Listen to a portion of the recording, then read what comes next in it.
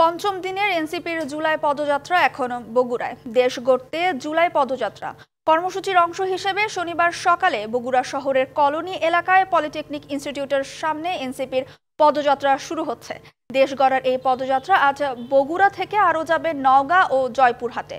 এই কর্মসূচিতে এনসিপির কেন্দ্রীয় আহ্বায়ক নাহিদ ইসলাম, সিনিয়র যুগ্ম আহ্বায়ক সামান্তা শারমিন, সদস্য সচিব আক্তার হোসেন, উত্তরাঞ্চলের মুখ্য সংগঠক সার্জিস আলম, দক্ষিণাঞ্চলের মুখ্য সংগঠক হাসনাত আবদুল্লাহ, মুখ্য সমন্বয়ক নাসির উদ্দিন পাটোয়ারি, সিনিয়র যুগ্ম সদস্য সচিব ডাক্তার তাসনিম জারা অংশ নিচ্ছেন। পদযাত্রাটি সকাল ৯টায় শুরু হওয়ার কথা থাকলে বৃষ্টির কারণে তা পিছিয়ে সকাল 10টায় করা হয়।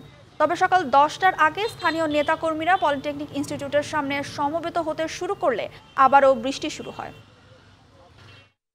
বগুড়া থেকে পদযাত্রার আরও খবর জানাচ্ছেন সহকর্মী মোহন আকন্দ। মোহন, এনসিপির আজকের কর্মসূচি নিয়ে আমাদের বিস্তারিত জানাবেন। ধন্যবাদ আপনাকে। এনসিপির দেশ গড়তে জুলাই পদযাত্রা তারই অংশ হিসেবে আজকে বগুড়ায় পদযাত্রা কর্মসূচি রয়েছে শহরের কলোনি এলাকার সামনে। আমরা সেখানে আছি। এই কর্মসূচি সকাল ৯টায় শুরু হওয়ার কথা ছিল, কিন্তু বৃষ্টির কারণে এটা পিছিয়ে গেছে। পরে সকাল 10টায় নির্ধারণ করা হয়, কিন্তু তারপরেও আবার বৃষ্টি আসে।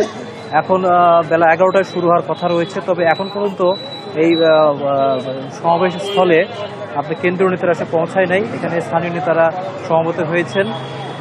আমরা খবর পেয়েছি যে কেন্দ্রীয় নেতৃবৃন্দ একটু দূরে শহরের পর্যটন মোটেলে জুলাই আন্দোলনের শহীদ এবং আহতদের পরিবারের সঙ্গে তারা মত বিনিময় করছেন।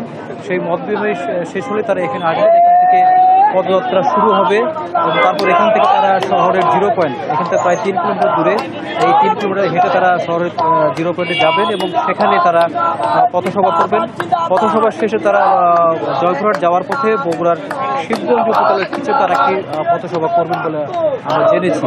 যারা